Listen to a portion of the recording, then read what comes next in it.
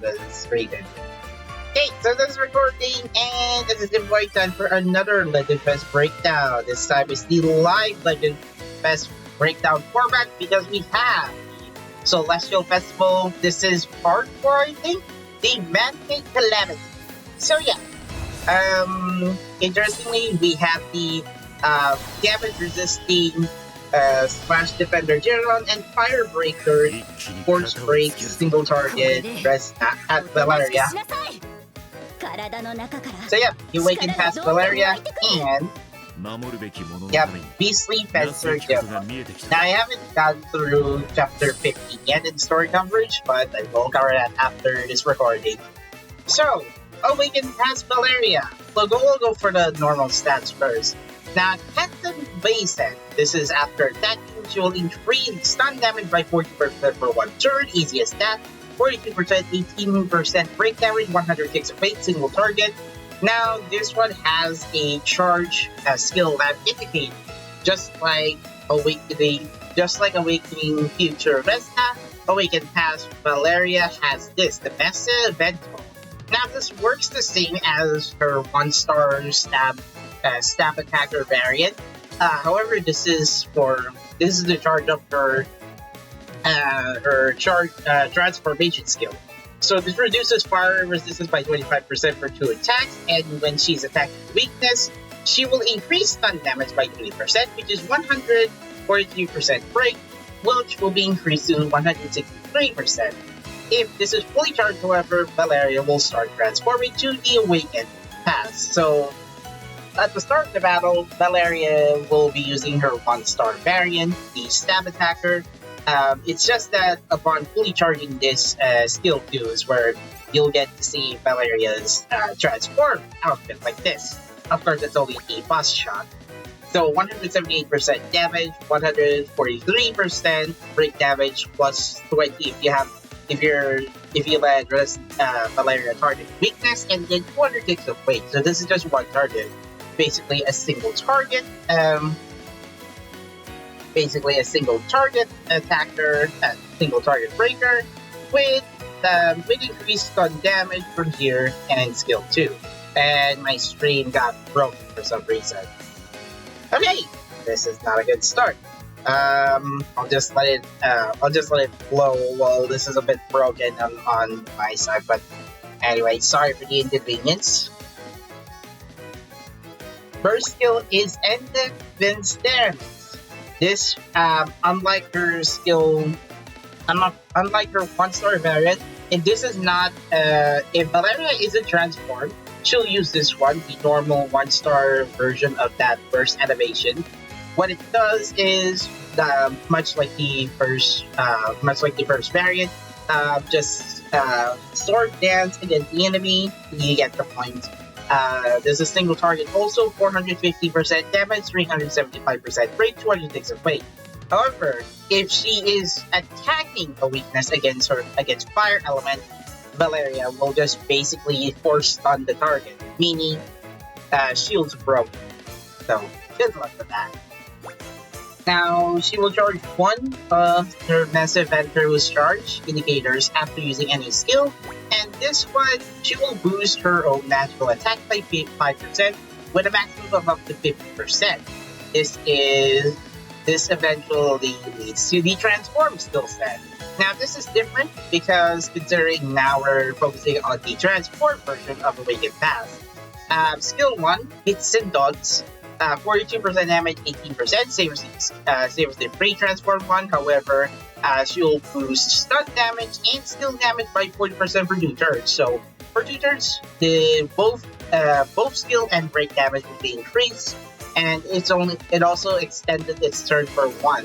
So, if you check out the first variant, she only boosts stun damage by 40% for 1 turn.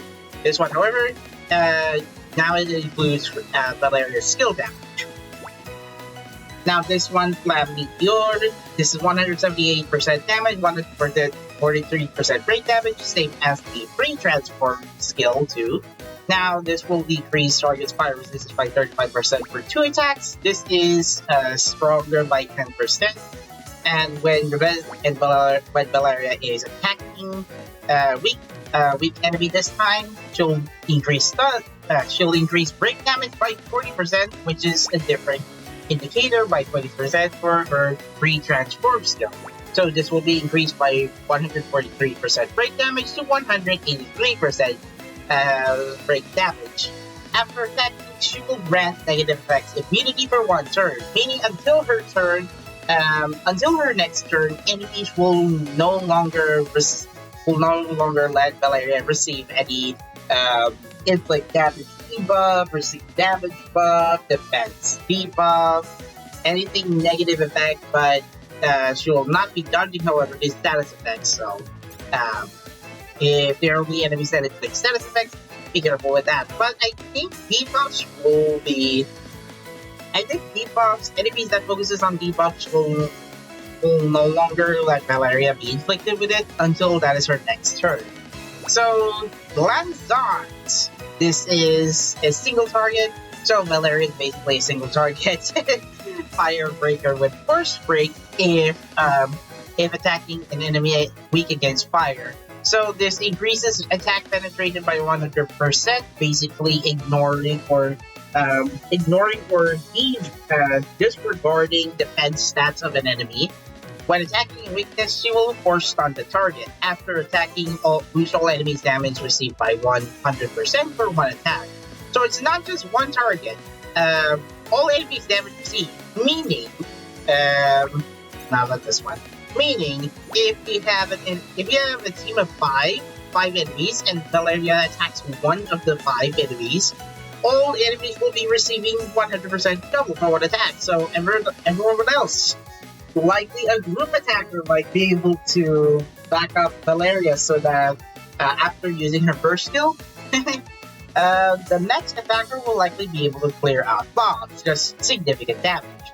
So with the damage ratio of 450 to 375, I'd say this is pretty powerful, and even 206 of weight. So if you don't have a single Firebreaker, I wish I will have to recall this, but Valeria has to be the strongest Firebreaker from what I recall, from what I learned in the Japanese version. And yeah, if we're gonna have to deal with this one, she has the change ability to nullify damage received for counter attacks. So if enemy will counter attack Valeria, so regardless of what enemy will try to counter attack Valeria after she attacks the enemy that has counter attack, good luck with that, because it will be considered invalid according to this ability.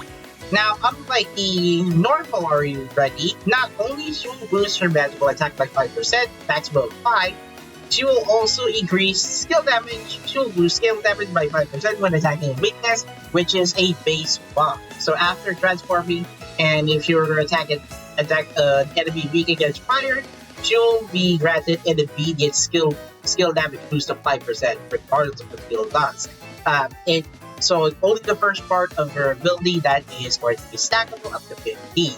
Now, do I recommend this Valeria? Hold on, I haven't even finished this yet. Carefree characters will have initiative status, meaning carefree characters will move forward in advance and boost stun damage by 50%. For those who wonder, these are the carefree characters: Badi, Sophie, and Valeria, and Saskia. Look at this! 5 variants of Valeria. And I haven't even got this awakened past yet. Anyway, she is also part of Lanturna characters, family and friends, and laid back. I've already shown you the carefree tag, so that's fine. Now, gifts for Awakened Pass Valeria is yellow to purple. Magic Blessing, Fire Shield, and Skill Power Up.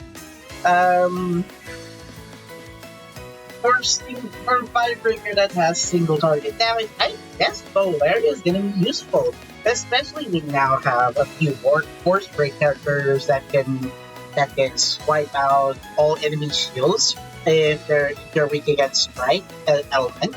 And then regardless of it, and then there's that one break for his stun break. Force Break characters is not. Here's the short context. Master's right had Liza um, and Swords Rose Heidi. They're both force breakers in its own merit. But Valeria, on the other hand, if you're focusing on fire floors, fire tower, or storage uppers that are weak against fire, Valeria is going to be your go-to breaker. Especially if there will be an upcoming, if you're going to use her in the upcoming Romance Grand Tournament, the Fire Division, you can use Valeria if you want to initiate Force Break on the boss character, and then the next attacker will do the follow-up attack with significant damage difference because boosts all enemies' damage received by 100%. So, do I recommend her? I guess, well, it's more of an above average for me since I already have her in the Japanese version. Now, as for Geron, I think Geron is the Beastly Fencer, which fortunately I did not see this coming. It's very long to buff this between one another. So, Beastly Fencer, Slash Defender, by the way. Biting Slash, 62% damage, 7% break damage, 106 of weight. You will. Sorry. Gotta have to stop my mouth. Anyway, Biting Slash. After attacking, he will consume 10% of his own HP and reduce his own damage received by 100% for one attack. So, this is a slight sacrifice because what Geron will do is will lose some of his life force in exchange to, nullify the fate for the next attack. So, consume HP and then have damage 0 received for one attack. So, if Geron has 2,800 basically, he will consume 280 HP, which leaves to around 25. I'm not good at math, but basically 2,800 minus 280. He'll be left with less than 2,600 HP. However, enemies will try to attack their own. Good luck with that, because he'll only receive 0 damage because he sacrificed his own blood. Now, Biting Strike will boost damage by 5 to 30%. This will have a higher boost if Geron has lower HP, so you're incentivized for Geron to be inflicted more with damage. However, Biting Strike does have 302% damage, 37% break, with 206 of weight. This attacks all enemies, so yeah, this is where Geron will be good at this one. However, after attacking, he will inflict blindness on the target for one turn, and if his own HP is 50% or higher, he will reduce all allies' damage received by 30% for 2 attacks. Basically, allies will be able to get hit with lesser damage proposition. If his own HP is lower than 50, he will reduce all allies' damage received by 50% for 3 attacks. This is half the damage received towards enemies and 1 attack longer than the regular. So it does retake. It does 3 effects, and this is depending on Geron's skill and HP skill. Basically, if Geron can get away with it, lower than 20, heck, if you try to let Geron consume up to 10% of his HP left,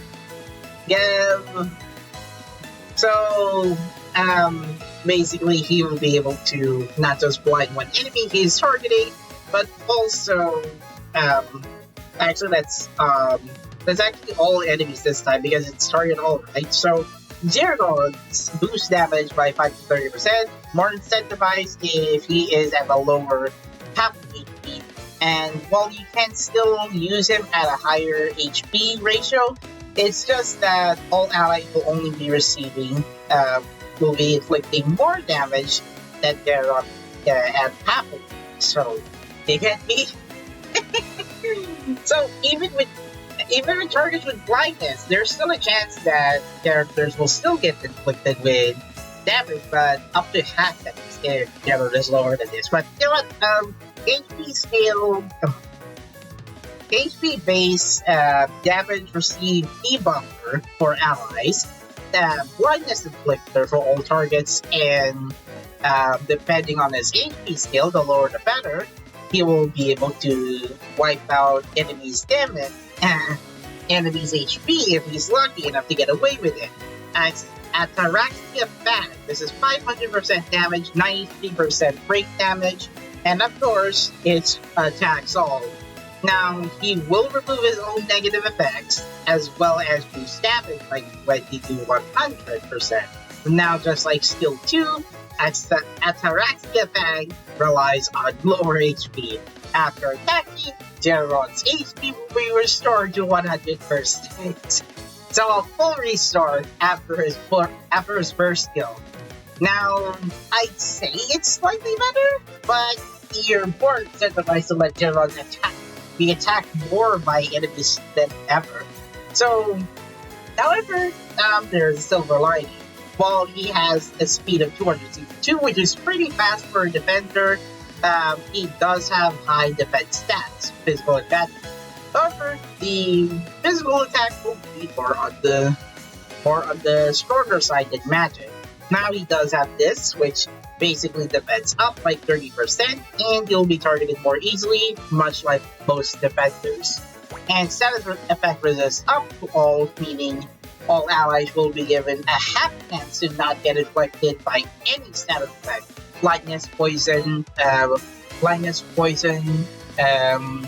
paralysis, or brittle, you get the point. So, easily fence with Geron, very good if you want to let your defender attack more, and also get damage received debuff. He'll also be able to inflict status effect, fortunately. And last but not least, well, he has an HP skill 2 and first skill. Lower the better, that is. He does have Calm Judgment. Quiet characters have physical attack and defense up by 25%.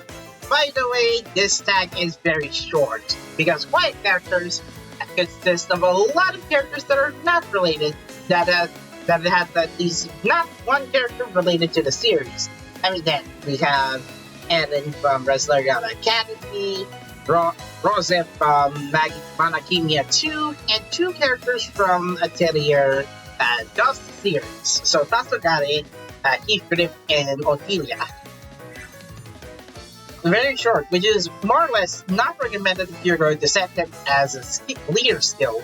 It would be a good idea if the game has more quiet characters, or at least diversify this skill leader into more than one tag, because he does have 3 tags, Lantarda usually, and diligent characters. But other than that, quiet character as a leader skill is not a good idea. So don't put Geron as the team leader if you don't have any of these characters. If you want to utilize this one. The physical attack and defense increased by 25. Use it if you're on a special case. Geron has blue and red, blue to red, critical finish, physical defense, blessing, and all resistance up resolve if his HP is 50% or lower. This trait even incentivizes him more if he gets targeted more or he uses skill 1 more often. So this one, reduced damage taken by 1 to 10%. This is a special case right now, especially Bane from Manakimia, and Geron incentivizes the lower HP base skills. I'd say this is an exception. Geron will likely be able to attack enemies better than Bane, because he has more abilities that skills on his lower HP the better.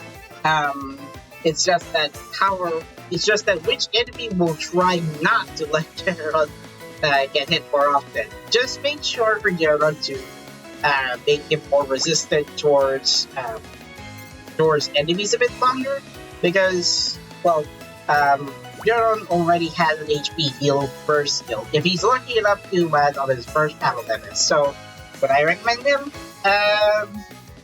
I'd say I haven't got him yet, but depending on the boss fight that you'll be taking on, I'd say Geron's gonna be a good idea, considering that he has reduce all allies damage received debuff. So I'd say it's a maybe an average for me. But for some players who like to make sure Geron does not get damage received or give him lower HP skill, I guess it's a special case if you want to get Geron anyway. So I'm out of ideas. I'll have to polish that thing.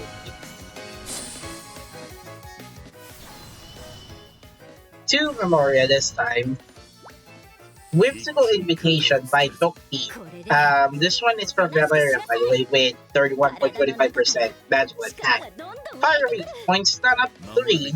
This increases break damage by up to 65% when targeting target that is weak against fire. Now, Dance with Swords this time. I forgot. Whimsical Invitation illustrated by Toki-san and Dancing with Swords illustrated by KT. Huh. I guess the different artists this time.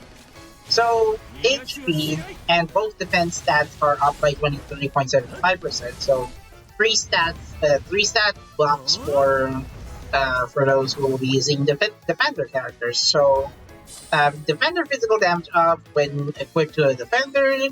Boost physical attack skill damage up by up to 52%. Good thing if you have memory fragments and then combine that into the pieces, and if you were to make this rank 5, I guess this will work for Geron, especially skill 2 and burst 2. But other than that, I think Geron's more useful as a defense attacker than just being a full defender. But not all defenders are very good at maintaining HP while trying to attack enemies. And I guess I'll go for Liddy, Swartz Rose variant, to increase attack of other allies and allow damage receive 0. So anyway, I do have this Wish Ticket to redeem, but this will be on stream instead. So we'll go for trial battle. Resna, ここは任せて。私も戦う。援護するね。見せてあげる。私の自慢の技を。Valeria has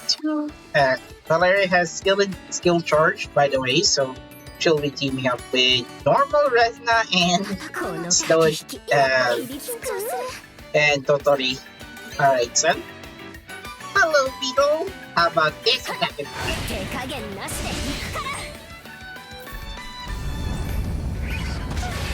Okay, never mind. Well, I'll just have to go out of play dodge.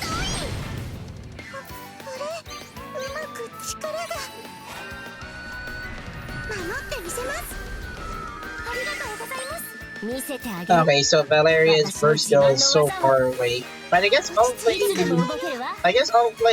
is trying to let Valeria get the first skill.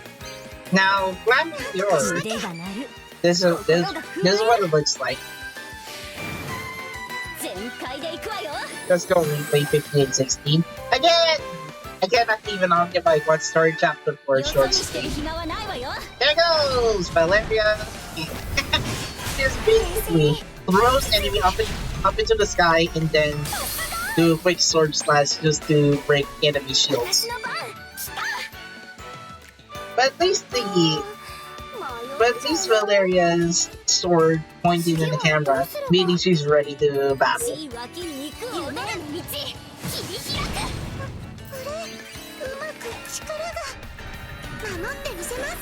Right, here you go.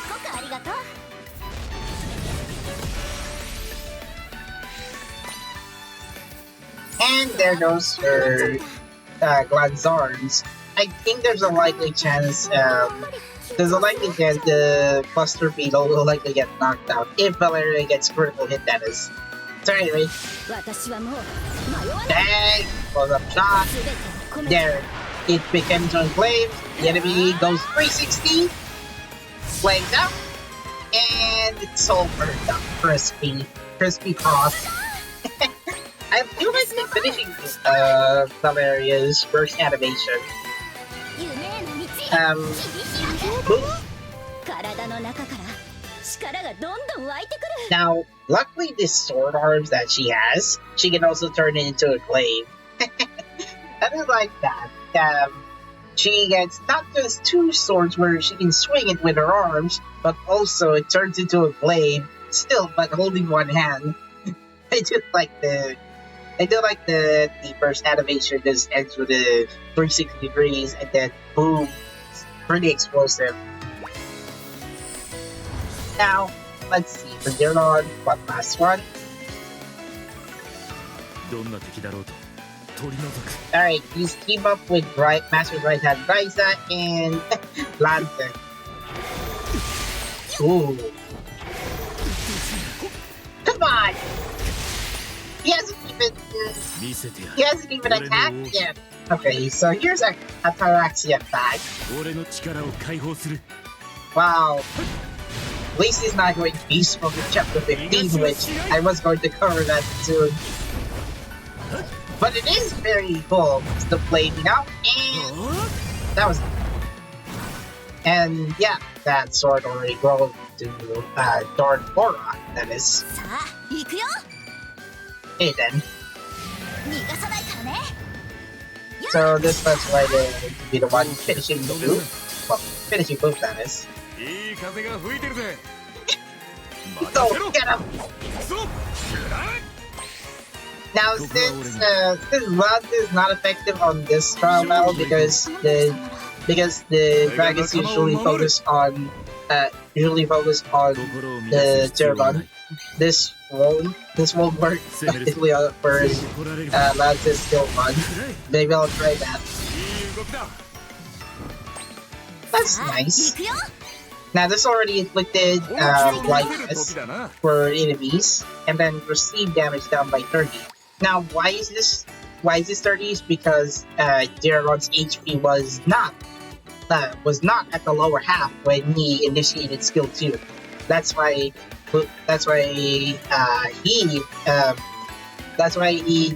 give all of the team receive damage down by 30%.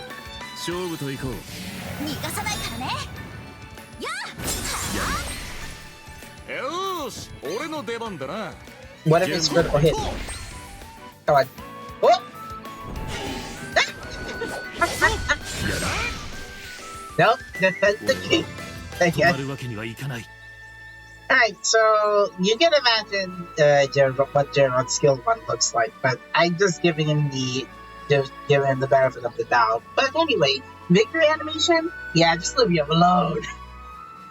Okay, don't worry. We'll get to know him anyway in Story Chapter 15 anyway on stream.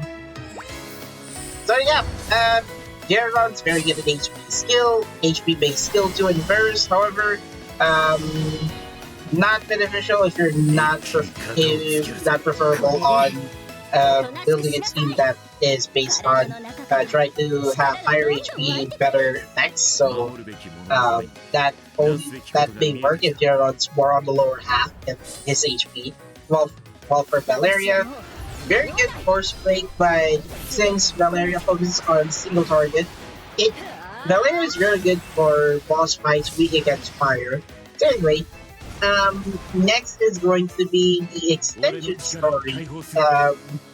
Next Legend Fes Breakdown will be an extension story in Chapter 17, however, so expect Maddie and Rorona to have new variants. That's going to be it. Invoice here, and Discord link in the video description below, and I'll see you guys next time.